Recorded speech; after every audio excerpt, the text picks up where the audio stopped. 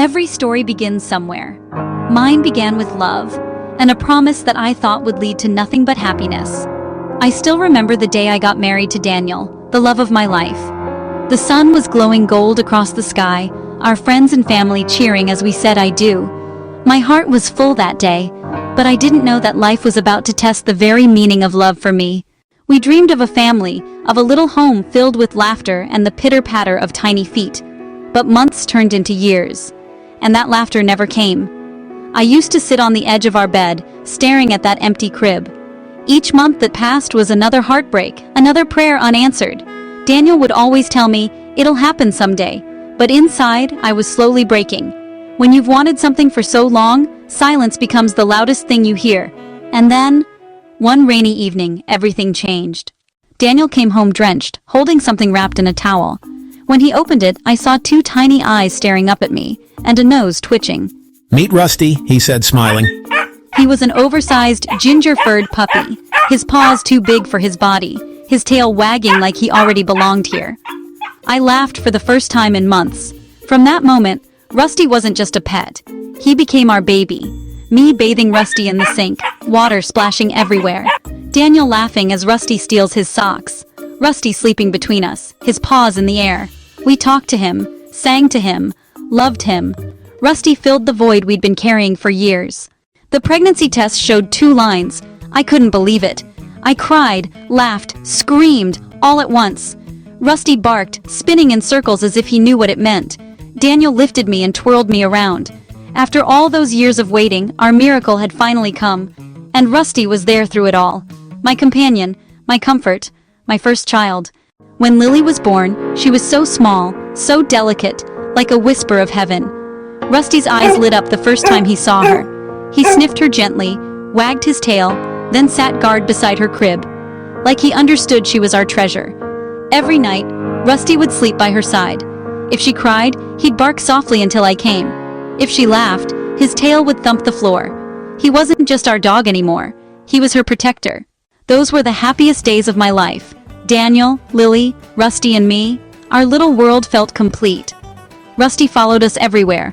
On picnics, in the garden, even sitting under Lily's high chair waiting for crumbs.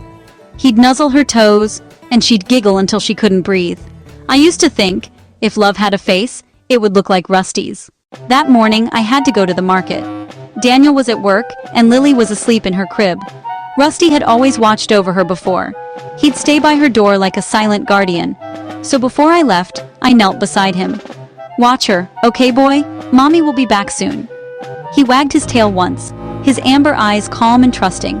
And I walked out, never knowing I was walking away from the last peaceful moment of my life. A window was left slightly open, a shadow slipped in, silent, black, and deadly. A black snake slithered toward Lily's crib, tongue flicking, its cold eyes fixed on her tiny body. Rusty was outside. He heard it, the faint hiss, the rustle.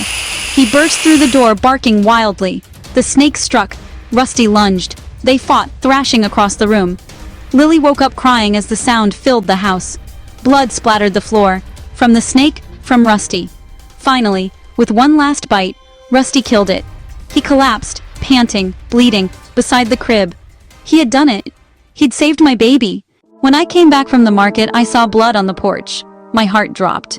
Rusty stumbled out of the house, his fur drenched red, breathing heavily. I froze, groceries falling from my hands. "Rusty? What? What happened?" He tried to come closer, whimpering softly. I didn't see the truth. All I saw was the blood. My mind screamed one thought: he killed my baby. I grabbed the nearest stick, shaking all over. "No, no, Rusty, tell me you didn't." He whimpered again, his tail giving one last slow wag. I raised the stick, and in one terrible moment, I struck him, once, twice. He let out a faint whine, and fell still. I thought I was saving my baby, but I was killing the one who already had. I rushed inside, breathless, terrified, and then I saw it. Lily was alive, crying softly, and next to her crib lay the black snake, dead. He didn't hurt her. He saved her. I fell to my knees, screaming. The world went silent around me. Daniel came home to find me kneeling beside Rusty's body, my hands trembling, his collar in my grip. He died protecting her, Daniel, and I killed him. We buried him under the oak tree where he used to play. I placed his favorite blue ball beside him, whispering through my tears, "I'm sorry, Rusty. You were the best part of us." The wind blew gently through the leaves. It felt like his spirit was there, forgiving me even when I couldn't forgive myself. Years have passed. Lily's now 8, beautiful, full of life, always smiling. Sometimes she plays under the old oak tree, and when the wind blows through its branches, I swear I can still hear him. Rusty's bark, faint and soft, carried by the breeze. If I could turn back time, I'd hold him one last time. I'd tell him thank you, for saving her, for saving me.